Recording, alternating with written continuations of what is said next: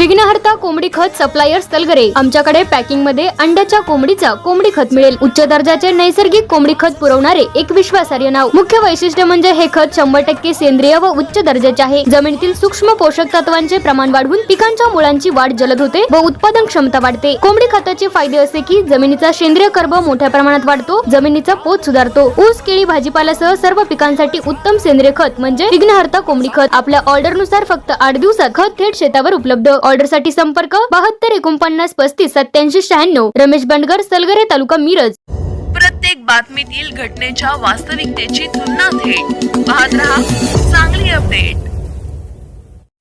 सांगली जिल्हा मध्यवर्ती सहकारी बँकेतील कनिष्ठ लिपिक पदाच्या लेखी परीक्षेसाठी जिल्ह्यातील उमेदवारांना शेकडो किलोमीटर लांब असलेल्या अन्य जिल्ह्यात मिळालेली परीक्षा केंद्र रद्द करावीत, या बँकेच्या संचालक मंडळाच्या मागणीला IBPS कंपनीने सकारात्मक प्रतिसाद दिला असून 31 ऑगस्ट रोजी होणारी ही परीक्षा आता लांबणीवर पडली आहे।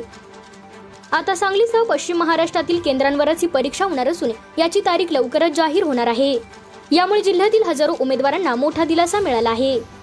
सांगली जिल्हा मध्यवर्ती सहकारी बँकेत कनिष्ठ लिपिक पदाच्या 444 जागांसाठी भरती प्रक्रिया सुरू आहे। या जागांसाठी तब्बल 19 हजारांवर अर्ज आलेले आहेत। या विद्यार्थ्यांची लेखी परीक्षा 31 ऑगस्ट रोजी होणार आहे।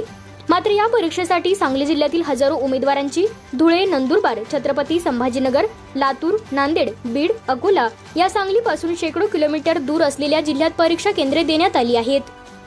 यामुळे उमेदवारांचा प्रचंड रोष असून विविध सामाजिक संघटनांनीही सदरची परीक्षा केंद्रे रद्द करावीत अशी मागणी करत आंदोलनाचा इशारा दिला आहे।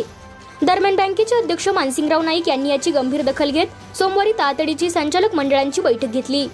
यात सांगली जिल्ह्यातील उमेदवारांची शेकडो किलोमीटर दूर आलेली परीक्षा केंद्रे रद्द करावीत असा निर्णय घेण्यात आला।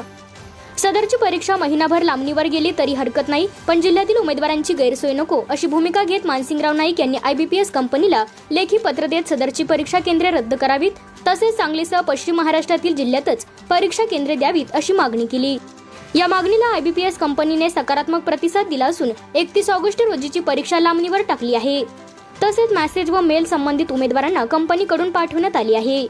आता या उमेदवारांची सांगलीसह पश्चिम महाराष्ट्रातीलच केंद्रावर परीक्षा होणार असून परीक्षेची नवीन तारीख लवकरच जाहीर होणार आहे।